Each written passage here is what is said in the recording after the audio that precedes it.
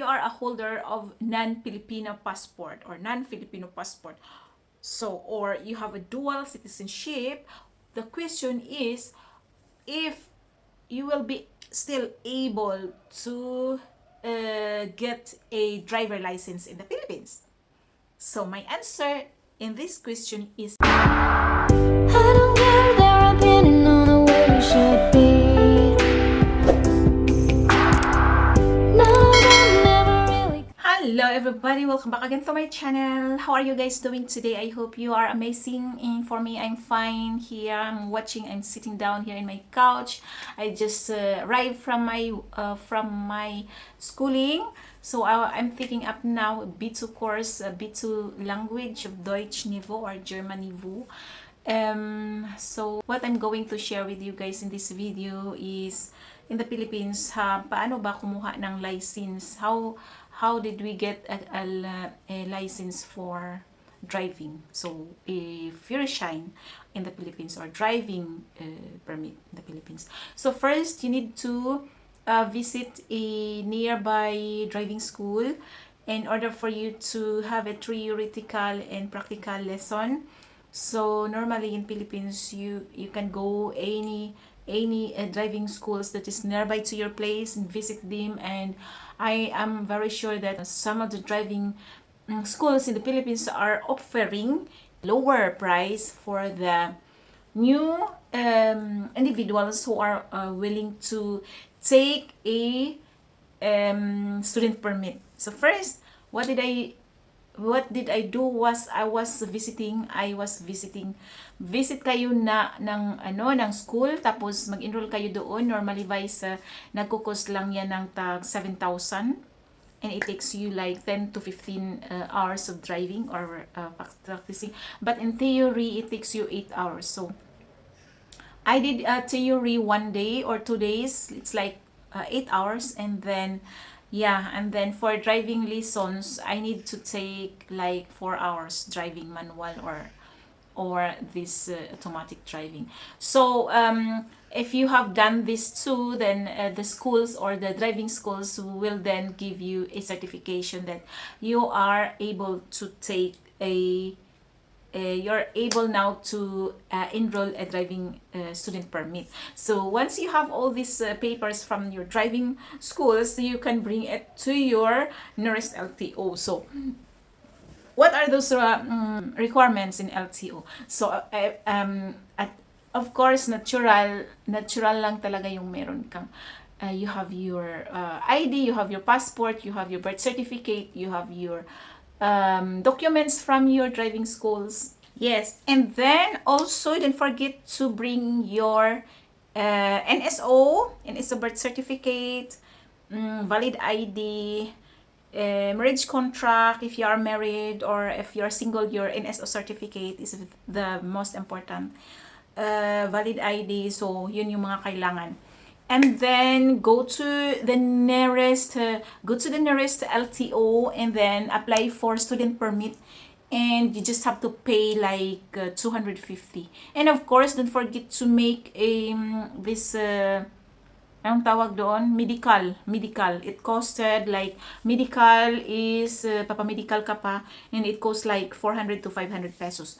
And then, if you have all these things, then go to the nearest LTO and apply for student permit. So, they will give you a paper, just a piece of paper, for you to be able to drive, like allowed ka naman mag-drive niyan, but this student permit, you should have to that this student permit, it should be like exactly 30 days or 31 days before you can apply a driver license to the LTOB again. So you, after this, if it's already 30 days or 31 days, exactly 31 days, then you can apply now and take exam to LTO. And then you need to know this, guys, because ito yung nangyari sa akin. This was happened to me.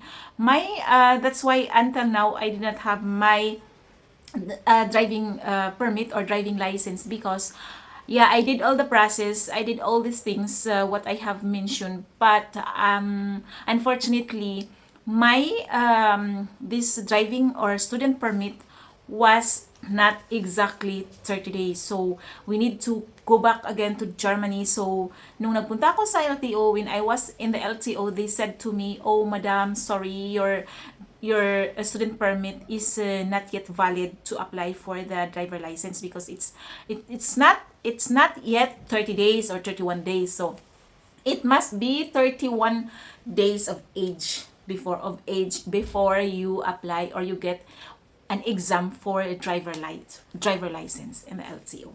So, yun yung nangyari sa akin, guys. That's what was really happening to me, to my case, because hindi pa nag 30 days, my student permit was not really a valid for like 31 days. It should be 31 days before you apply a driver license. So, now when you have these things already, when your student permits already existing already like 31 days, you're allowed now to take an exam in LTO for you to be able to get a driver license. So I think you have to budget for driving license and for the exam and for everything. Just have to budget like 3,000 pesos.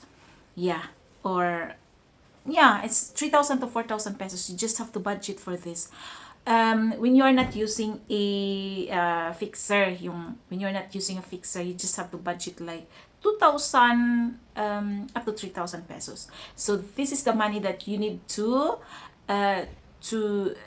summon or to ipon, to save, like 2,000 up to 3,000 if you are going to take the exam in the right steps, na, and the right steps or right procedure without using any fixer. Because if you are going off, or if you are going to use a fixer, so you need to pay 8,000 up to 10,000 or more or less, like that. So I don't like to explain any further about fixer because I think it's not really advisable. Yeah. Okay. So yun yung nangyari sa akin. Kaya yun, tapos so yung brother ko, my brother was making an exam up to 3 exam until he passed the exam, and then now he got already his driving license. So mostly the question, maraming nagtatanong sa akin, many of you are asking if you are now if you are a holder of non-Filipino passport or non-Filipino passport, so, or you have a dual citizenship. The question is if you will be still able to get a driver license in the Philippines. So my answer in this question is yes. You will be still able, or you will still be able to have a Filipino driver license because you are a Filipino born citizen individual and you have a right for this. This is your privilege. So no one will gonna take it out from you. So you can still applying for this. Okay? Hindi yung not that you are already a American citizen or you are already a German citizen, then you are not allowed to have a driver license in the Philippines. Yes, you can get also this. It's your privilege. So, ibigay nyo lang yung lahat na hihingiin nila. Just have to comply whatever they need, and then you can have your privilege to get this to get this driver license in the Philippines. So, I hope this information will help you in having or in making your driver license in the Philippines. Thank you guys for watching. Please don't forget to subscribe my channel and like. Thank you. Bye. Bis zum nächsten Mal.